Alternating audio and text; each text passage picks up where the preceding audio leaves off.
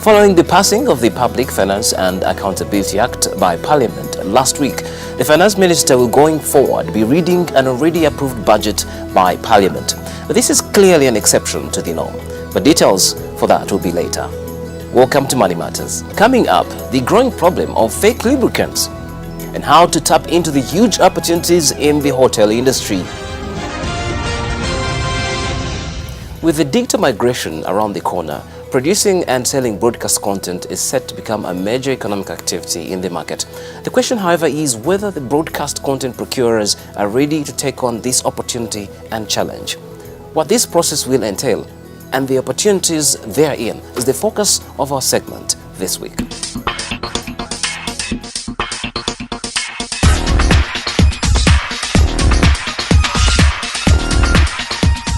Of course, we've seen a lot of developments in the area where you're operating, which is, pay TV. To a viewer, watching us, they would want to know what is happening in the market. I mean, you've joined the market, you're fairly new in the pay TV market.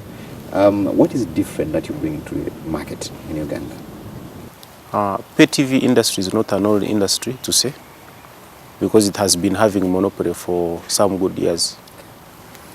New entrants have just penetrated, coming with a lot of innovations, issues of price change, different content, different packages. But to Azam, we are coming number one to cover a big area. We are covering sub-Saharan Africa, where countries that fall in the sub-Saharan Africa can get content. If you go to Nigeria now, you go to South Africa, you go to Rwanda, Burundi, Tanzania, we are present. What does this mean to Africans? It means content from West Africa can be viewed in Uganda, the way we watch Nigerian movies. Nigerians and South Africans can also pick a leaf from Uganda. You're raising a very important point on content generation. Yes. But then, of course, from what you're saying, we have this opportunity around us in Uganda. But it's one thing to have the opportunity around you and another thing to make the best out of that opportunity. True. Now, when you look at our producers in this market, people who are in production, do we have those that are ready to go? Do they have the capacity to actually produce the kind of content that you need? I'll give you an example of the local producers. Like if you look at the hostel, if you look at the deception, it really tells you that Ugandans are ready. Because it doesn't make sense for Africans to watch what doesn't belong to them, much as they like it. Because the moment we start embracing our local content, we are creating opportunities for jobs. That's number one. We are growing the film industry. Number two, we are developing the broadcasting industry. Number three, we are selling ourselves to the rest of the world. Because if we have good content here, it is not going to be watched by Ugandans. Ugandans in the diaspora can access this through YouTube. They can get these films and local production done, and they view them across the countries. So, developing the industry doesn't look at only industry players, it also looks at the consumers. How many of the Ugandan films are being exported to the US and the UK? So when you look at the exportation of this content across vis-a-vis what we import 90% and export almost less than 10%. So this calls for, number one, we have to put in effort because the world is moving fast to develop this film industry. For example, we have a quota from the UCC. There's a certain percentage of the local content we are supposed to relay. But what type of content are we relaying? Good. I mean, I like the fact that, you're really giving that very optimistic answer. And I mean, definitely we've seen quite some improvement happening. But let's look at the business model of most of these content producers. Can we produce, or have they reached that point where they can produce content competitively? I'm looking at the cost implication of that content. Can we, for instance, produce content at a competitive rate where we can, for instance, take on the Nigerians and the like? Because, I mean, it's a globalized world. Well, we have reached that level. In terms of expertise, we can do. But in terms of cost, it's very high. I'll give you an example. I do production of the company adverts, commercial ads, to get on radios, on TV. But you find that the production houses, to host you for an hour or two to do production, is very expensive as compared to even production houses in South Africa, which is in Africa. So if we had the well-developed industry where there is competition, media houses are very many, production houses are many, automatically price will drop. But you find there is one person who has the production house and he has been booked for quite some time. Now, when this person has been booked for quite some time, it means he's going to give you very short time. He was going to charge you expensively. You're passing on this same cost to the client.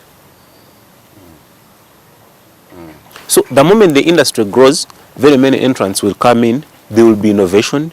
There will be quality production and quality of it.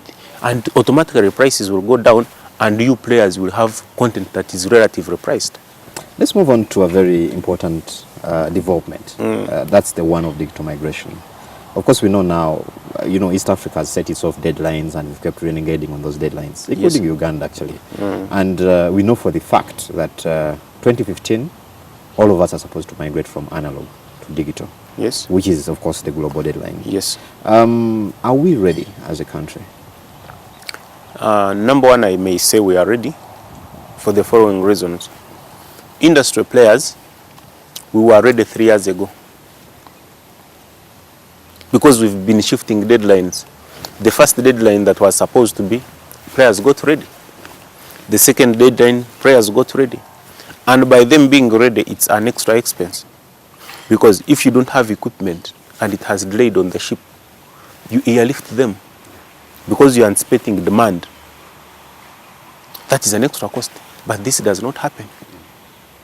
The demand you anticipated is not there. So shifting the deadline has just actually had an impact on the industry players in terms of expenses. When you expect the deadline, you increase the number of human resources to serve the expected demand. It doesn't come to play. So industry players are ready, number one, in terms of content. They have the content that it deserves for the population to purchase. Two, prices have gone down relatively compared to what used to be in the Ugandan market. All players are having affordable rates. Number three, we have diversity of channels where equipment can be gotten, where the services can be delivered. Because every industry player has branches across the country. These branches offer information to the targeted audience, right from the east to the west to the north and the south. The players have gone ahead to have local channels in local languages in various areas of the country. So people can access information, they can access content right in the comfort of their homes. Thank you very much, Simon. Thank you. It's nice talking to you. Nice talking to you too. Last week, the Public Finance and Accountability Act that has been in the offing for long was passed and is now awaiting assenting by the President. In Insight this week, we consider the force of the new law, the changes it ushers in, and who will be primarily affected by it.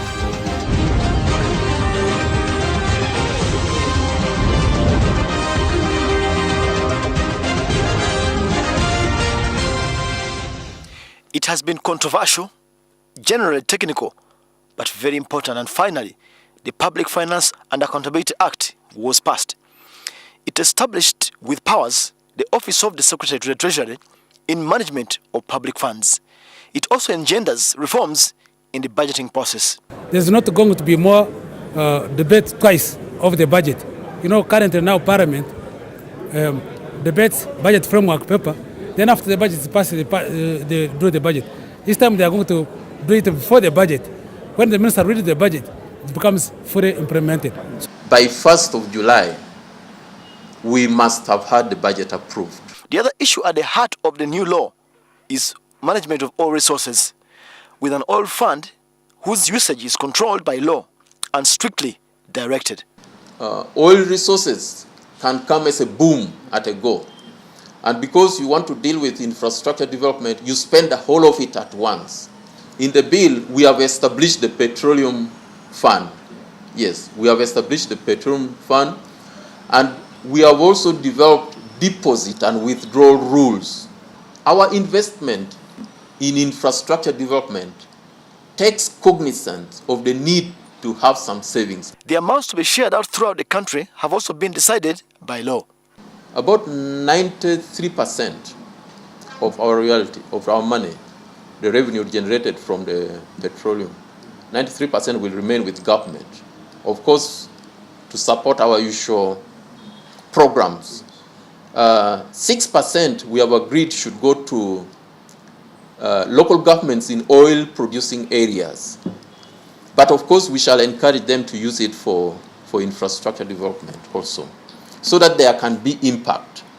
And we have also agreed essentially that 1% of that royalty could go to traditional institutions in oil-producing areas. This disbursement by enforcing accountability of these monies.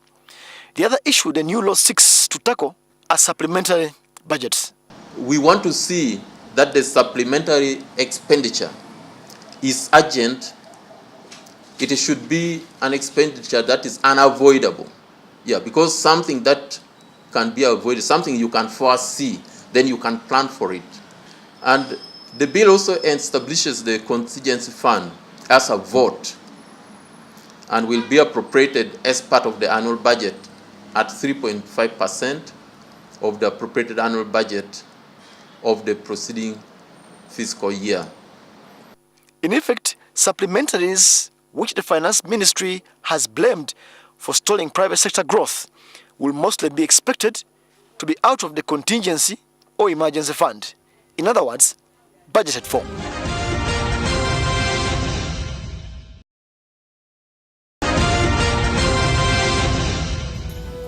With over 600,000 light and heavy motorists active on Uganda's roads each day, demand for auto lubricants such as engine oil is believed to be as high in the range of 20 million litres annually. However, an equal measure is the increasing supply of counterfeit lubricants in the market that not only shorten the lifespan of motor vehicle engines but also undermine the automobile industry. This is our focus this week.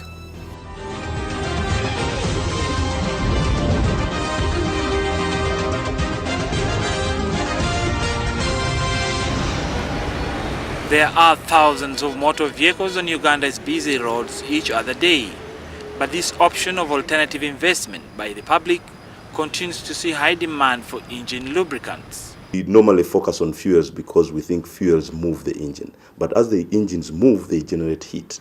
You need something that takes away the heat, you need something that cools the engine, you also need something that keeps the engine clean. And that is the basic requirement of lubricants. However, sustaining economic values on such assets is seen as troubling because many motorists are concerned over the increasing counterfeit engine oil on the market. And normally they break down, or there is, this terrible smoke coming out, or there is the engine actually breaks down. And honestly, sometimes it's not, you cannot put a finger, but you will see the vehicle not performing. Structured automobile service points in the country said that there are now renewed innovation of lubricants to accommodate the nature of vehicles on Uganda's roads. You cannot use this oil for new engines because it is somehow heavy, so you have to use it for old engines, because old engines, they are somehow worn, their performance is not so good, so they need a heavy oil. We have lubricants for diesel engines, and the Shell grade is Shell Rimula. So simple. Petrol is Shell Helix, diesel is Shell Rimula. For the other people in the industry, we have lubricants for all specialized applications. That's lubricants for equipment, lubricants for machines, for heavy equipment, and also we have greases. But what are the specifications that every motorist needs to know of a key vehicle ingredient such as engine oil? So for the day-to-day motorist, I think the three things you need to know is what moves your car. It is the engine. What actually causes the transmission of the energy from the engines to the wheels is the gear system. So you have a gear oil. And then the wheels, in moving the wheels, you have the axles, and that is the axle oil. That said, unlike current activities around fuel marking on fuel service outlets by the standards body, lubricants such as engine oil remains more complicated to assess by an ordinary motorist.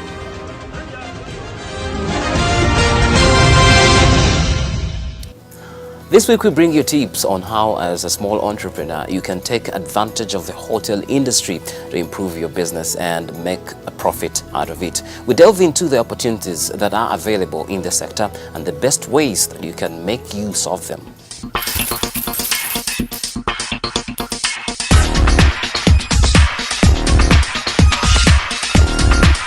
The hotel business in this country sits on one of the most lucrative sectors, and that is the wider hospitality industry. Contrary to common belief that this industry is for the rich business people, even small entrepreneurs can find space in it, provided you have the right structures in place. Your entry point can, for instance, be in positioning yourself as a food supplier. A good supplier should be able to have the consistency. If you say you want to supply us pineapples, then you should be able to have pineapples as we ask for them. We don't want you to say that, oh, today I couldn't manage, because we have to supply or to provide the pineapples to the clients on a daily basis. Besides sustainability of supplies, your finances also have to be in order. Most of the time we would encourage to have good cash flow, because we enter into credit arrangements whereby maybe we pay after 15 days or 30 days. So we'd like the supplier to be comfortable with their cash flow, so that they do not feel like they're not able to cope with our payment terms. But for you to deal with the financial aspect, you may want to consider going into groups and partnerships comprising of people with similar interests and affiliations. It is important for businesses to come together as cooperatives so that they can produce in mass and sell to a large demand market. Now, I would encourage smallholder farmers to work within clusters, sectoral clusters or product clusters, so that they're able to have a cooperative, a brand name, a recognition, financial intelligence, working relationships with partners in the public and private sector. But most critical is organization and visibility of your brand to bring about the aspect of trustworthiness. To be viable is market backwards, and you look at your capacity, and then you work, from market requirements, storage, logistics, post-harvest handling, the usual songs, but it's attention to detail. And we pay special attention to branding, traceability, and corrective measures so that we don't repeat the same mistakes. So there you have it. If you're an entrepreneur looking for a stable and reliable clientele base, the hotel business is one you can easily leverage on, but it's also important to remember that it's not one that leaves too much room for error, so having the right systems in place is key. Now, a host of Ugandan entrepreneurs will, given a chance, tell unique stories of how they started their businesses. This week, we share the story of Acheng Millicent, who started manufacturing liquid soap from an idea borrowed from a family member.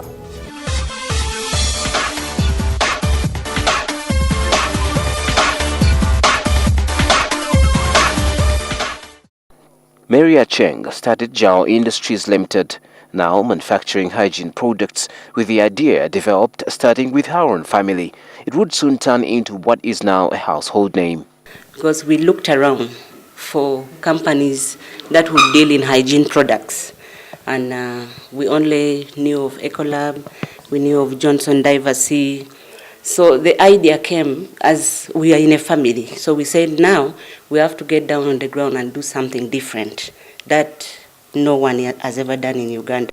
She paid attention to trends around her, particularly the growing hospitality and home construction industry. I'm a hotelier by profession, and during Chogam of 2007, we did hotel audits, and I saw how hygiene was being observed in those hotels. So it gave me the strength to move on and build all these products. So the market is there. Acheng has since her business grow and significantly increasing her production capacity over time. From importing these cleaning detergents from Nairobi, and then that transition to where we are doing it ourselves, it has been growing. Like, let's say T&B, we used to make like 100 liters in 1 week, but now we are making to the tune of 4,000 liters in a week. She, however, says starting a business of this nature is not a walkover and needs a better understanding of the market. You need to extensively do research if you are to go into manufacturing these hygiene products, because a lot is required. You have to know the technical way of doing it. You have to study the raw materials, because there are some which are really very harmful. You need to know how to protect yourself. And of course the finances. You'll just not say, today I'm starting to manufacture hygiene products. You have to be ready. It's also a fact that a business of manufacturing requires steady finances. She tells us how she managed to mobilize resources to start up. My brother, who is an engineer, said he had some money he had kept aside. So it's the money he assisted us with adding our stocks. We used to import from Kenya, Odex chemicals, but it became expensive. So we got to learn how to do these things ourselves. And her major clients? Hospitals, schools. Then you get down to even the saloons, the garage, laundries. Acheng says the current tax regime is tough and is affecting operations. Tax has become tax. I don't know what the government can do for us. We have struggled and joined UZIA, Uganda Small Scales Industry. They are willing to market us out there. They have offered us training. And by the way, we can also train on the products, not how to make them, but how to use them. She also runs her business on well-chosen values and principles, and she says that anyone willing to join business should adhere to. We keep uptight by doing lots of training so that all the staff we are working with know what they are doing. And then we intend, or we are doing our best to make sure we are the best. We now look at the latest in the financial market.